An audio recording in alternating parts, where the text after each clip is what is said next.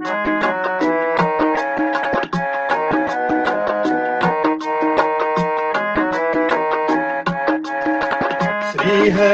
शरणं श्रीहरि शरणं श्रीहरि शरणं श्रीहरि शरणं श्रीहरि शरणं श्रीहरि शरणं श्रीहरि शरणं।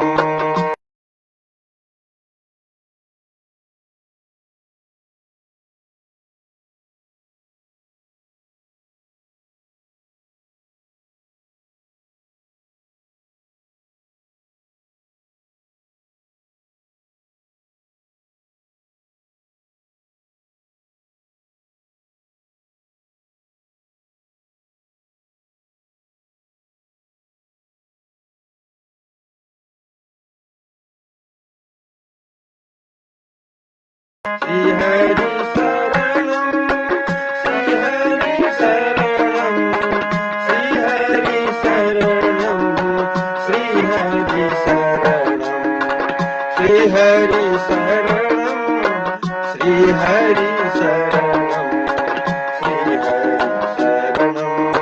श्रीहरि शरणं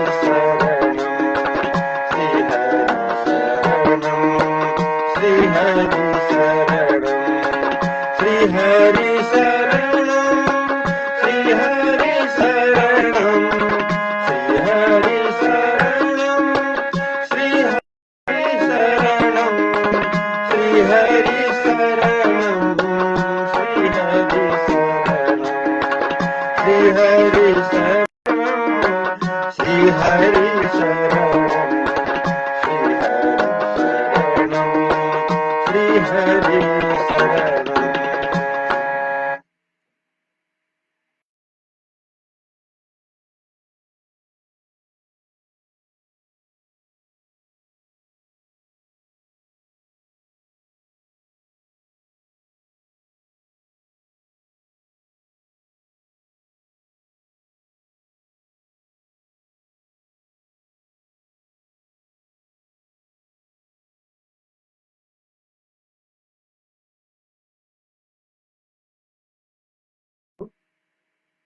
तेस्रो अध्यायलाई प्रस्तुत गर्न गइरहेको छु।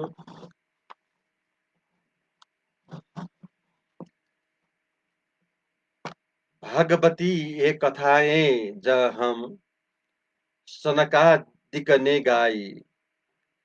भगवती ए यह कथा जहां सनकादि ने गाई। ए तेरो तट धन्य है, जय हो गंगा माई।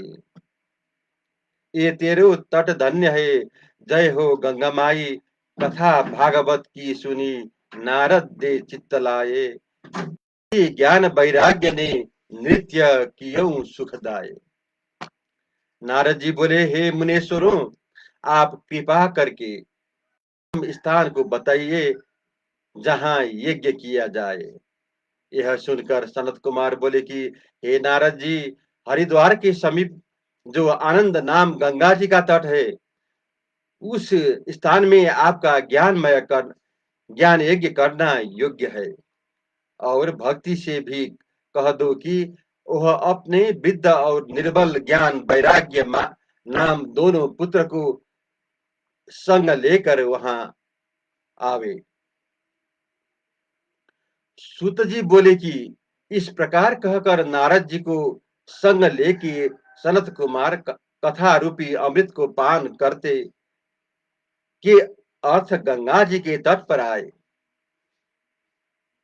गंगा जी के तट पर उनके आते ही त्रिलोकी में कोलाहल मच गया। भगवत भक्त श्रीमद भगवत रूपी अमृत पान करके जो दौड़ते हुए वहां आए, भृगु, वशिष्ठ, च्यवन और गौतम, मेधा, थिति, देवराज, परशुराम, विश्वामित्र, साकल, मार्कंडेय, दत्तात्रेय, पिपलादि, यज्ञवल्क और जैगी, सभ्य, व्यास, पराशर, छाया सुक, जाजली और जन्नु आदि से सब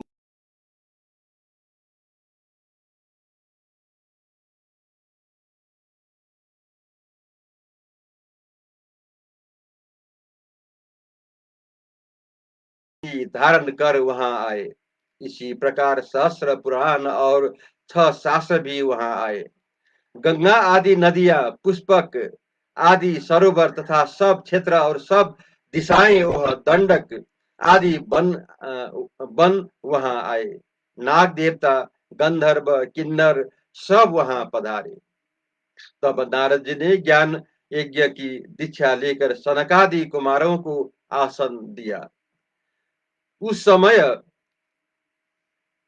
उसको सब ने प्रणाम किया और सब यथा स्थान में बैठे। उस समय जय शब्द उच्चारण होने लगा, शंख ध्वनि होने लगी। देवता विमानों में बैठे आकाश से फूलों की वर्षा करने लगे। सनत कुमार बोले कि हे नारद, सुखदेव, श्री सुखदेव मुनि और राजा परीक्षित का संवाद रूप जो जो यह श्रीमद् भागवत यज्ञ है, इसके स्कंद 12 है और 18 सहस्र श्लोक है। जब तक श्रीमद् भागवत की कथा नहीं सुनता तब तक यह मनुष्य अज्ञान से भटकता रहता है।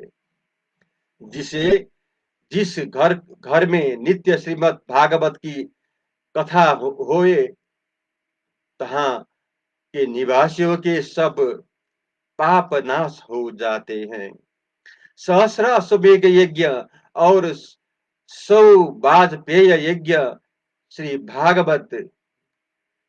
भागवत फल के समान, कथा की 16वीं अध्याय के समान भी नहीं है। श्रीमद् भागवत की कथा के फल के समान न तो गंगा है और न काशी है, न पुष्कर है और न प्रयाग है। जो जन्म मुक्ति की इच्छा रखते हैं तो नित्य ही एक आधा चौथाई श्लोक श्रीमद् भागवत का उच्चारण करें। जो पुरुष श्रीमद् भागवत की कथा को निरंतर अर्थ सहित सुनते हैं, उनके कोटि जन्म के किए पाप क्षण मात्र में नाश हो जाते हैं, इसमें कुछ संशय नहीं है। जो कोई मनुष्य श्रीमद् भागवत का आधा व चौथाई श्लोक प्रतिदिन प्रीत सहित पढ़ते हैं, उनको राज सूर्य व अश्वमेघ यज्ञ का फल प्राप्त होता है। प्रतिदिन श्रीमद् भागवत का पाठ, नारायण का कीर्तन, तुलसी का पोषण, गौओं को सेवन के समान है। अनंत काल के जिसने श्रीमद् भागवत की कथा सुनी है, उसको गोविंद भगवान प्रसन्नता पूर्वक वैकुंठ लोक देते हैं। जो कोई पुरुष सुवर्ण के सिंहासन पर रखकर श्रीमद् भागवत कथा की पुस्तक को दान करते हैं, वे पुरुष निश्चय श्री कृष्ण भगवान को सायुज्य पदवी को प्राप्त होते हैं। जिस मूर्ख मनुष्य ने जन्म से लेकर मरण पर्यंत चित्त लगाकर श्रीमद् भागवत की कथा श्रवण नहीं की, उसने चांडाल और गंधर्व की भांति अपना जन्म वृथा व्यतीत किया है अथवा जीवन भार रूप बनाया। संसार में मनुष्यों को श्रीमद् भागवत की कथा महादुर्लभ है। इस कारण हे नारद जी, यह श्रीमद् भागवत कथा यत्न पूर्वक सुनने योग्य है। इसे किसी दिन का नियम नहीं इसमें किसी दिन का नियम नहीं है।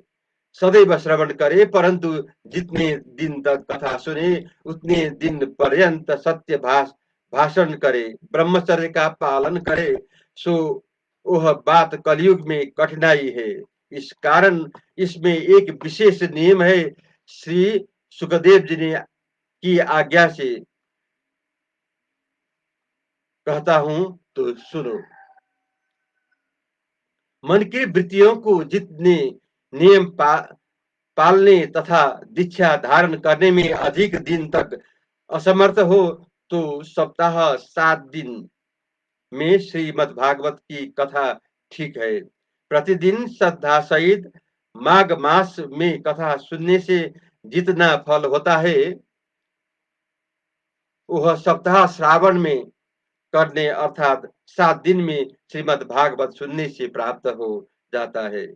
मन के न जीतने और रोग वो आयु के क्षय होने तथा कलयुग के अनेक दोष होने से सप्ताह सुनना श्रेष्ठ है, जो फल तप योग और समाधि से नहीं होता है, जो फल सप्ताह श्रवण से होता है।